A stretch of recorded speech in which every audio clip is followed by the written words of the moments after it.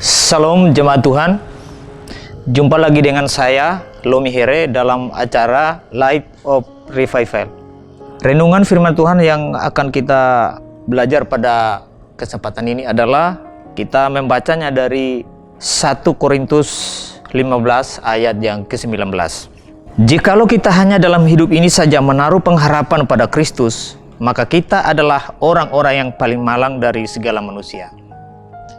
Nah, saudara-saudara yang terkasih, di sini sangat jelas di dalam 1 Korintus 15 ayat 19 ini, Paulus mengatakan bahwa jikalau kita hanya dalam hidup ini saja menaruh pengharapan kepada Kristus, maka kita adalah orang-orang yang paling malang dari segala manusia. Mengapa Paulus sepertinya ada penekanan dalam ayat ini bahwa kalau kita menaruh pengharapan pada Kristus hanya di dalam hidup secara jasmani saja, bahwa kita adalah orang-orang yang paling malang? Kenapa demikian?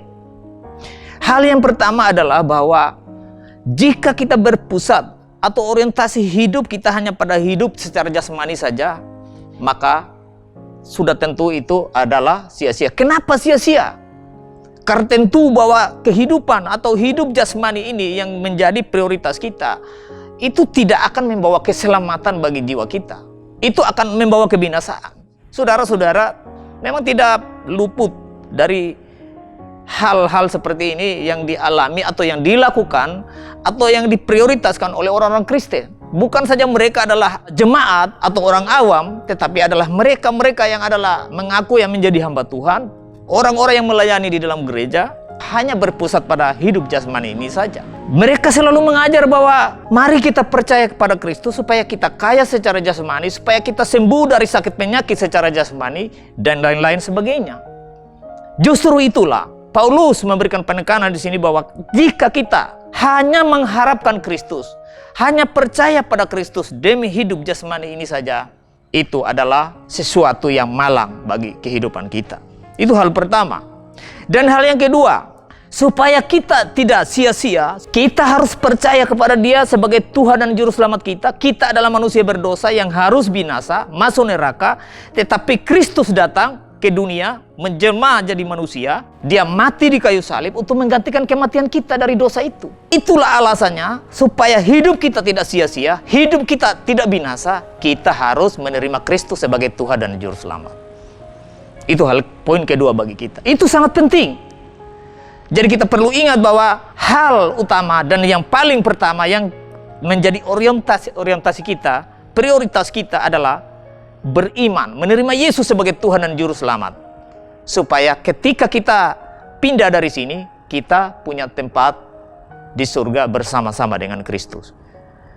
Di rumah Bapakku banyak tempat tinggal. Itu bagi siapa? Bagi mereka yang terima Dia sebagai Tuhan dan Juru Selamat.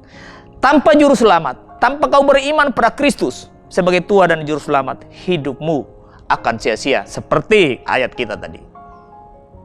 Dan hanya itu saja yang bisa membuat manusia selamat. Tidak ada usaha, tidak ada perbuatan baik apapun yang bisa menyelamatkan manusia. Ingat saudara-saudara, banyak orang hari ini mencari Kristus demi jasmani tetapi bukan yang rohani. Bagaimana dengan saya? Bagaimana dengan Anda? Bagaimana dengan saudara-saudara? Jika kita hanya dalam hidup ini saja menaruh pengharapan pada Kristus, maka kita adalah orang-orang yang paling malang dari segala manusia. Itu kata firman Tuhan. Kalau saudara tidak mau malang, terima Yesus saat ini juga. Kiranya firman Tuhan memberkati kita. Amin. Mari kita berdoa. Bapa di surga, pada kesempatan ini kami sungguh bersyukur kepadamu.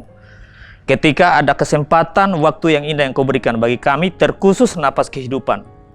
Kami juga sudah boleh menyampaikan firman-Mu, walaupun singkat, tetapi kami mohon supaya Roh Kudus memberikan pencerahan bagi kami hari lepas hari, supaya kami boleh dikuatkan, supaya kami seturut dengan firman Tuhan.